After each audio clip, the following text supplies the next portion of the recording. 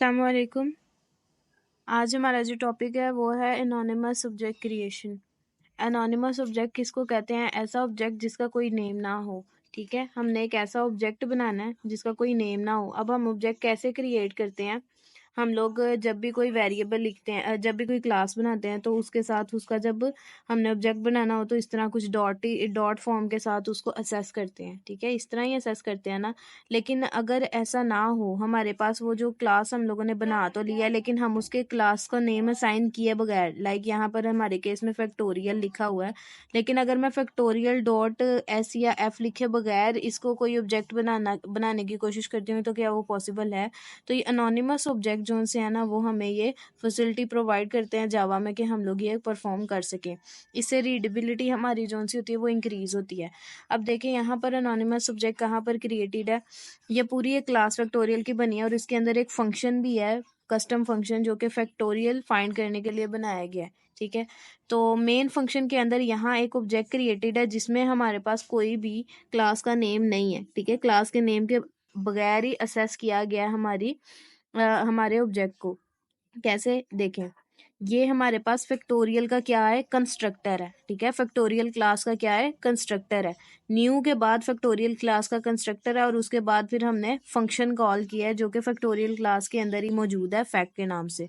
ठीक है, अब अगर देखा जाए यहाँ पर तो हमारा लिखा कैसे जाना चाहिए था? फैक्टोरियल लिखते पहले, फैक्टोरियल जो कि क्लास का नेम है, उसके बाद हम फैक्ट करके कोई भी वेरिएबल का नेम देते जो कि उसका ऑब्जेक्ट होता। ठीक है, डॉट के साथ उसे असेस करते, फिर इज इक्वल्स टू आता, फिर न्यू लिखा जाता और न्यू के बाद उसके अंदर उसका जो भी कोई फंक्शन या कोई कंस्ट्रक्टर था वो लिखा जाता। लेकिन हमने ऐसा इतना लंबा करने के बजाय सिंपली क्या किया है कि हम लोगों ने इतना लंबा करने की बजाय हम लोगों ने क्या किया है कि सिंपली न्यू लिख के आगे फैक्ट लिखा। ठीक है, फैक्टोरियल जो कि कंस्ट्रक्टर था हमारे पास फैक्टोरियल क्लास का, और उसके बाद हमने क्या कर दिया, उसके अंदर पास कर दिया अपना नंबर 4। लेकिन अब देखा जाए तो ये एक ऐसा ऑब्जेक्ट है जिसका कोई नेम नहीं है, तो हम इसे कैसे पास करेंगे, इसका रेफरेंस कैसे हम लोग लेंगे?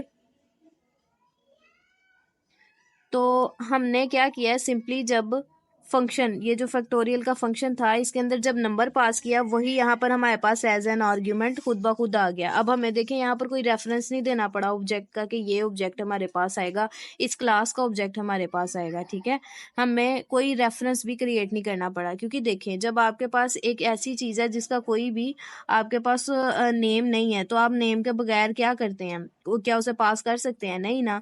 तो हम लोग नेम के बगैर पास करने की वजह से ना करने के लिए हम लोग क्या करते हैं कि सिंपली एनोनिमस ऑब्जेक्ट बना लेते हैं और उसके अंदर सिर्फ जो वो वैल्यू हमने पास करनी थी वो पास कर देते हैं, बजाय इसके कि हम पूरा का पूरा जो ऑब्जेक्ट है ना उसको पास करें।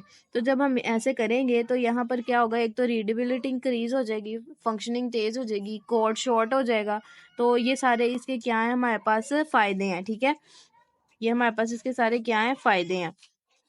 तो यहाँ पर इसकी जब आउटपुट आएगी तो वो सिंपली आपके सामने है कि फैक्टोरियल इज इक्वल टू 24। ठीक है, नेक्स्ट जो हमारा टॉपिक है वो है multi object by one type only. ये बिल्कुल वैसे ही है जैसे सी प्लस प्लस के अंदर हम एक ही दफ़ा में दो वेरिएबल्स को डिक्लेयर करते हैं। ठीक है, एक ही दफ़ा में दो वेरिएबल्स को कैसे डिक्लेयर करते थे, लाइक अगर आपके पास इंटीजर टाइप का कोई वेरिएबल है तो उसमें आप क्या करते हैं, ए कोमा बी, इस तरह से करके दो वेरिएबल्स को एक ही दफ़ा में डिक्लेयर कर लेते थे और बाद में उन्हें उनकी रियल वैल्यूज़ के साथ इनिशियलाइज कर लेते थे। ठीक है, इसी तरह क्या ये चीज़ हम लोग ऑब्जेक्ट्स के साथ कर सकते हैं? तो जी बिल्कुल, ये काम हम लोग अपने ऑब्जेक्ट्स के साथ भी कर सकते हैं। अब ये जावा ने जो फैसिलिटी हमें दी है उसमें देखते हैं कि आउटसाइड मेन हमारे पास क्या है, क्लास थी, क्लास का नेम मैंने रखा है आउटसाइड मेन। ठीक है, तो इसके अंदर हमारे पास क्या है, एक R1 न्यू ऑब्जेक्ट है। ठीक है, वो हमने पहले एलोकेट किया उसको, उसकी मेमोरी एलोकेट की, उसके बाद R2, उससे नेक्स्ट एक ऑब्जेक्ट है। ठीक है, दो ऑब्जेक्ट्स एक ही दफ़ा में कोमा के डिफरेंस के साथ हम लोगों ने डिक्लेयर किए हैं। ठीक है, यहाँ पर सिर्फ डिक्लेयर किए हैं। आप देखें जो कंस्ट्रक्टर मैंने यहाँ पर लिखा है उसके अंदर मैंने कोई भी जो आर्ग्यूमेंट है वो पास नहीं किया, वो मैंने बाद में किया, यानी कि इनिशियलाइजेशन जो हुई है वो बाद में हुई है। पहले सिर्फ डिक्लेरेशन हुई है और बाद में इनिशियलाइजेशन हुई है। ये चीज़ आपने याद रखनी है। बाज़ औक़ात वो वाइवा में पूछ लेते हैं कि डिक्लेरेशन में और इनिशियलाइजेशन में क्या फ़र्क है, और बहुत से स्टूडेंट्स हैं जो, ये छोटा सा बेसिक सा क्वेश्चन है लेकिन फिर भी कंफ्यूज हो जाते हैं। तो बेसिकली जहाँ पर हम लोग सिर्फ अपने वेरिएबल का नाम लिख देते हैं, इसका मतलब होता है डिक्लेयर कर दिया कि ये भी वेरिएबल हमारे पास है।